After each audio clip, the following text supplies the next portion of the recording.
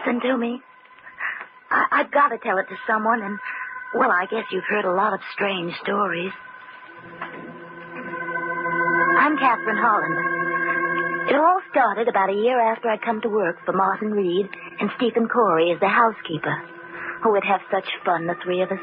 And Martin was forever making me promise that I'd be with them always. Always. I didn't know how long that could be.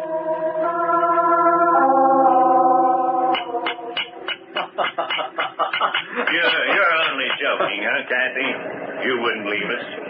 You'll stay with us always, won't you? Not if you keep doing that, Martin. Oh, you'll get used to it, Kathy. Oh, but cutting your own name on a tombstone, it's positively morbid. I don't see that. If a cobbler can make his own shoes, then surely a stonecutter can make his own monument. Well, that's true. After all, a man must do something with his spare time. And you, Stephen, of all people, have no right to scoff at me.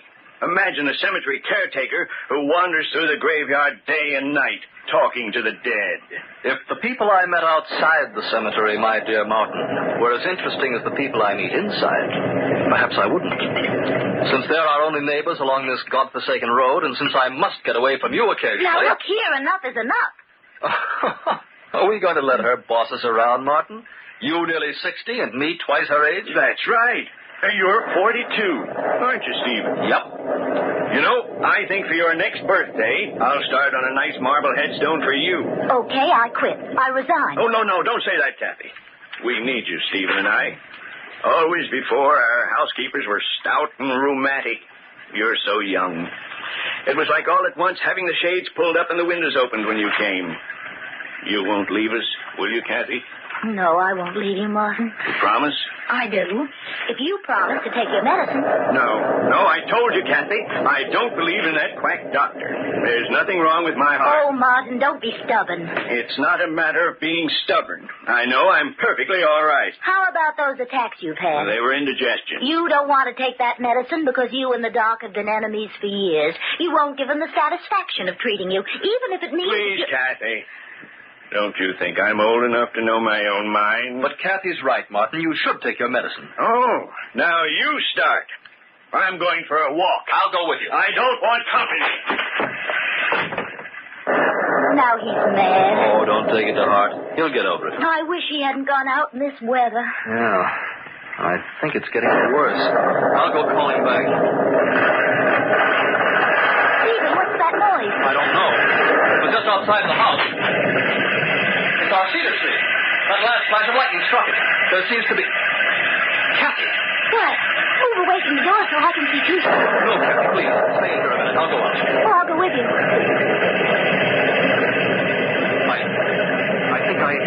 I think I see something beside the cedar. Come on, Kathy. Stephen, it can't be. Yes. It's Martin. He's dead. The tree? It didn't touch him. He died from the shock of it falling so close. It was heartbreaking.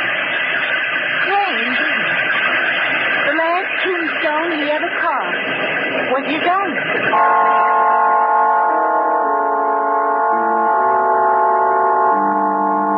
We buried Martin the next evening. There weren't many mourners. We lived too far from town to be well acquainted. At last, the few who'd come went away and left Stephen and me alone at the grave. They've all gone. Your eyes are all red, Kathy. Do you suppose he likes where we buried him? Right across the road from the house? I'm sure he does. He can sort of watch us from here if he gets lonely. It won't be us much longer, Stephen. What do you mean? Well, I can't stay here with just you. It isn't proper. Kathy, you know I wouldn't... Oh, I know, but what'll people think? I don't care about people. They're not important. Well, they are to me. I have a good reputation, Stephen, and I don't Kathy, don't leave me. Oh, but I must. Losing Martin was unbearable, but if I lost you, I'd have nothing left. I'm sorry, Stephen. There'd be no one to care if I live or die. If you go, I'll be all alone. You'll find another housekeeper. Housekeeper? Oh, Kathy, dearest, don't be such a little fool. I'm not a fool. You are if you can't see how much I love you. You love me? Oh, no. How could I help it? You're sweet and fresh and lovely. And I never knew before what joy it was to watch a woman Anything you do, the way you walk and laugh, even the way you get angry. It's beautiful. Oh, keep away from me. I don't know what's come over you. I was content just having you about the house, being near you, but now... Oh, my darling, you mustn't go away. Oh, please don't look at me like that. Please, Stephen. Dearest, let's get married. I'll make you happy. No, I don't love you. Don't touch me. Oh, I like you a lot. I'm very fond of you, but, well, it's not love. I could never love you. Why, Kathy? I'll make you a good Oh, husband. no, Stephen, no. You're twice my age. But I'd worship you, Kathy, dearest. Oh, to quit bawling Kathy, dearest, at me like a lost lamb. I'm going to the house and pack my things. I won't let you go. You belong to me. I don't belong to anyone. If you don't get out of my way, I'll throw this rock at you. There's someone else. You love someone else. No, Stephen, I just don't love you. Don't come near me. I'll throw it, I swear. Kathy, no! I told you I would, didn't I? Why couldn't you believe me? Well, get up. Stephen! He was lying on his back, motionless. I bent over him and... his face, the rock had caught him between the eyes. I couldn't think. I was terrified. I only knew that Stephen was dead, that I had killed him. A murderess, that's what everybody would say. They'd put me on trial, all those faces gaping at me like I wasn't human, and then they'd... No. Had to get out of here. The road past the graveyard. If I followed it, I'd reach the main highway. I'd run. I'd run so fast no one would catch me. Oh, it was dark. The body wouldn't be found till morning. By then I'd be far away. Had to keep moving. Had to. Where could I go? Where could I hide? Flying down the road for hours and hours. Till my legs were numb and my heart tearing at my chest, deafening me with its thunder. No, that wasn't my heart. It was a car. They were looking for me. Somehow they'd found Stephen already. Oh, it was getting nearer and nearer. I slipped behind a tree.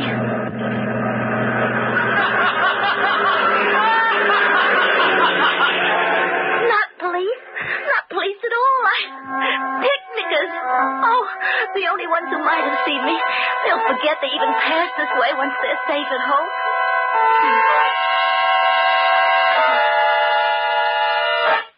Safe at home. Suddenly, I realized what a fool I'd been. I couldn't escape a police dragnet by running away. They'd never stop looking for me. The best place to hide was at home. Why, of course. I'd gone back to the house from the funeral and straight to bed. Stephen had decided to stay at the grave a while longer. Everyone in town knew he liked to wander through the cemetery. And especially tonight, with Martin just buried. He must have caught a prowler, and the man had thrown a rock at him. That's how it happened.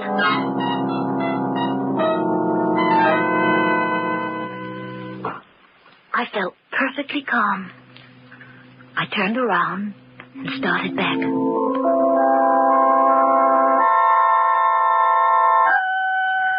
The sky had been cloudy all evening, but as I walked up the road toward home, it cleared. I remember how lovely the moonlight looked, spilling down the steps of the house. I started to climb them. Suddenly, I had an impelling desire to see Stephen's body. Oh, I tried to fight it, but the thought of him, cold and crumpled, lying like some cast-off doll in an attic, hypnotized me. I went down the stairs and started across the road.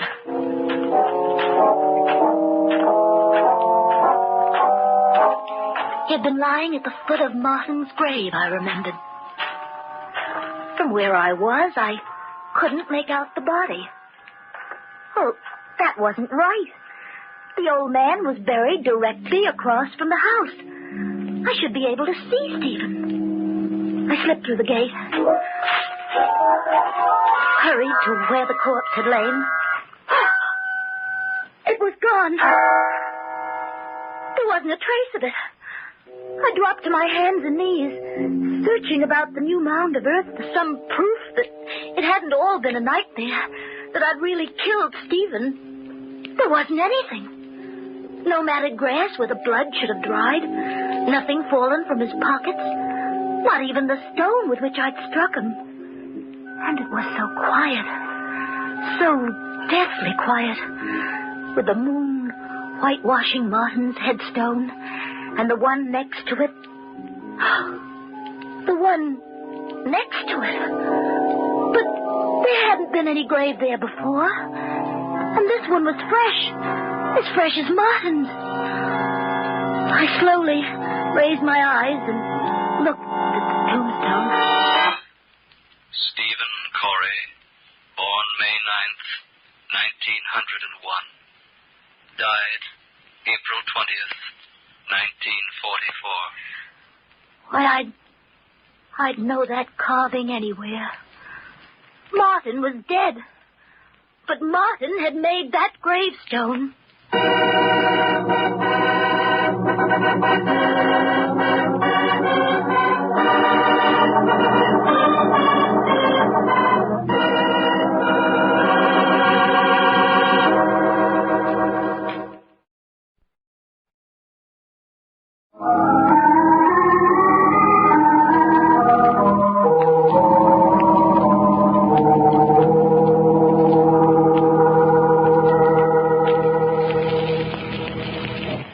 Kathy stands in the moonlight, staring at the grave plaque of Stephen Corey, a plaque identical with the one Martin had made for himself before he died. And yet, how could Martin have carved that headstone? He'd not made one for Stephen before he died, I knew that. Still, Stephen had been buried, and the date on the monument was right. I felt the answer, but I pushed it back away from my mind. It couldn't be true that Martin had kept his promise even now and had carved the stone. That these dead who were Stephen's friends had buried him. Had he loved me so, he wouldn't make me pay for what I'd done. Did he plead with them to cover him so I'd not be found out? I didn't know. I was paralyzed with fright. I had to get out of here back to the house before I lost my sanity. I don't know how long I lay there, cowering in my bed. At last, the darkness of the night closed in about me, and I slept. But then, out of the darkness, the doorbell rang. Sharp sound, a streak of fear over my flesh. The police had come. Stephen's grave had been discovered. I had to go to the door. Are you Catherine Holland? I'm Estelle Bailey, Martin's sister. Oh, yes, I should have known. Come in, Mrs. Bailey. Stephen sent me a telegram this afternoon about Martin's death, and I took the first train out here. I'm sorry if I woke you. Oh, that's quite all right. Come in. I know it's been a long trip. Perhaps I can fix you a bite to eat. No, thank you. I'd like you to take me to see the grave right away. Martin's grave? Now? Miss Holland, I hadn't seen Martin for 9 years. I'm ashamed of that, and I want to rectify it now as soon as I can.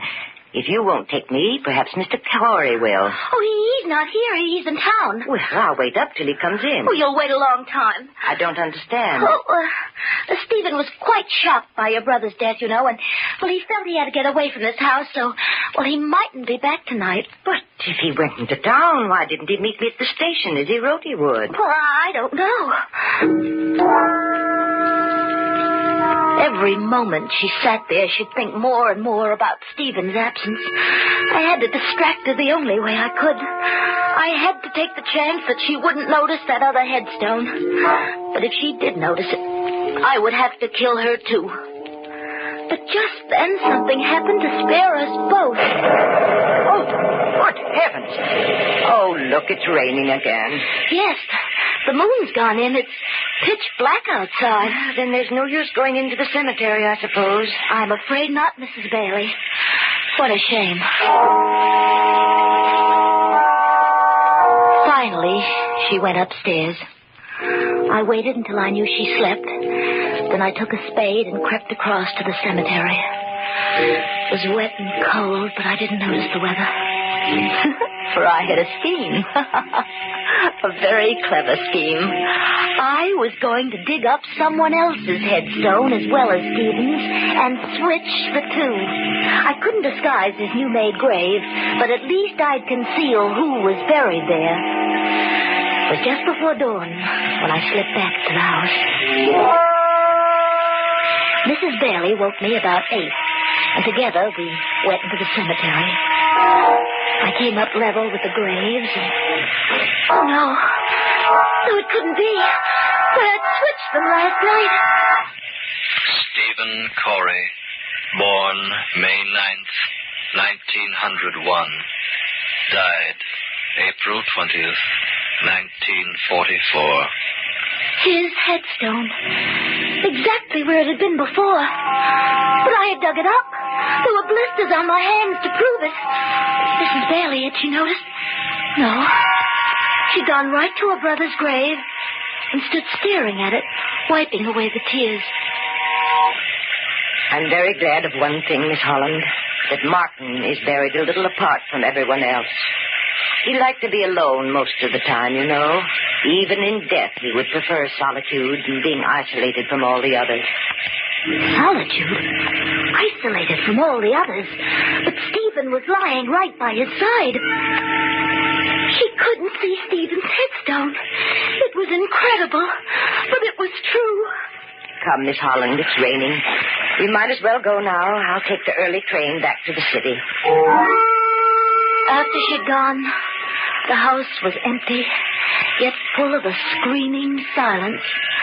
And I sat looking out at the grayness of the lonesome day. Had there really been a grave at all? Growing inside me was a grim fascination to see.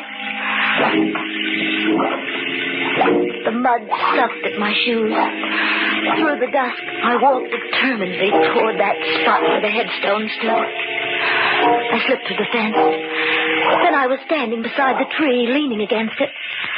For I couldn't believe what I saw. There, beside the others, stood a third headstone, and stretching almost at my feet, a freshly dug grave. Even before I crept forward to see, I knew what the plaque would say. Catherine Holland, born June 7th, 1923, dead April 21st, 1945. Tonight. April 21st. That was tonight. And I was still alive. Martin, listen to me wherever you are. I said I'd be with you always, but you can't force me to follow you. You can't force me to follow you. Tears filled my eyes. I took hold of a hateful stone and tried to flatten it into the ground. Then through the tears, I saw the dark bruises on my hands. Bruises on my hands, but it wasn't possible that...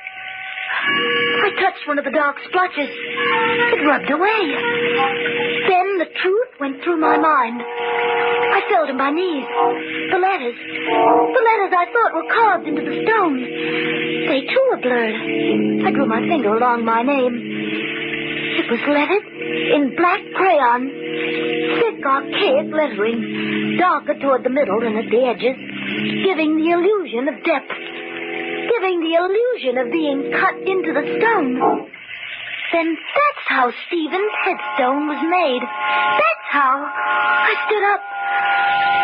Fear fell over me like a cold, wet sheet. Behind this adventure was a human being. A being like myself.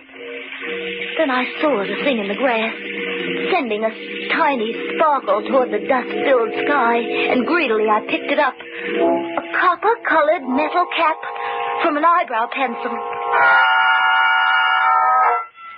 So that was how the letters had been drawn. That was how this thing had happened. Then I knew who had done it. And even before I turned to look, I knew she was standing there, staring at me, unmoving, a thin smile on her lips, her eyebrows thin, too, penciled on with surety and deftness. Turn around, Miss Holland. I see you have guessed the truth. It was you. You killed him. But do you think my conscience will hurt me as yours does? Would it make your death any easier to know you didn't kill Stephen Corey? I don't understand you. I'm telling you the truth. I came into the cemetery just as the last visitor left, and I saw you throw the rock at Corey. I saw you run for the road. You hadn't killed him, Miss Holland. He was only unconscious. But I made sure he was dead before I buried him. Then you dug the grave here. That spade in your hand. Will serve a double purpose. I shall kill you with it. Just as you murdered Corey. Why? Why did you kill him? Because Martin had willed all the family property to Corey, with the provision that when he died, it would return to me. I knew if his body weren't discovered, they'd think you and he had run away together. Then I'd have to wait for him to be declared legally dead. And so you put up the plaque. I felt sure I could persuade the county coroner to file a death certificate quietly. Then I'd show my lawyer the grave, show him that Corey, too, was dead. But you came back, so I have to kill you, too. Now you know the truth. Your time has come. That spade, Mrs. Bailey. Is for you, Miss Holland. Stay back from me. Stay back. I'm going to kill you. I'm not afraid, Mrs. Bailey. You're real. I can fight you. This will be your grave, and I shall bury you in it. Give me that spade. Give it to me. Go here. I said that spade. Mrs. Bailey.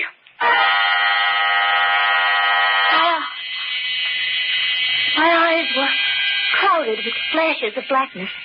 I lay on the ground, feeling the cold, wet earth against my cheek. Without warning, it had happened.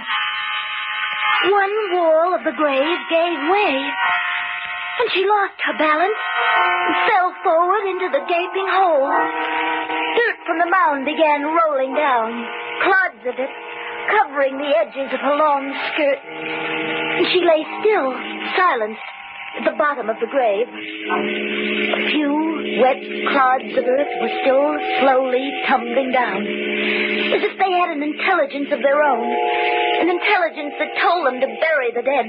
Bury the dead. For she was dead, and she had died instantly. Her neck twisted beneath her loosened, flowing hair that hid the hideous sight of her eyebrows, thin and long. Her neck was broken, and she lay in the grave she had meant for me.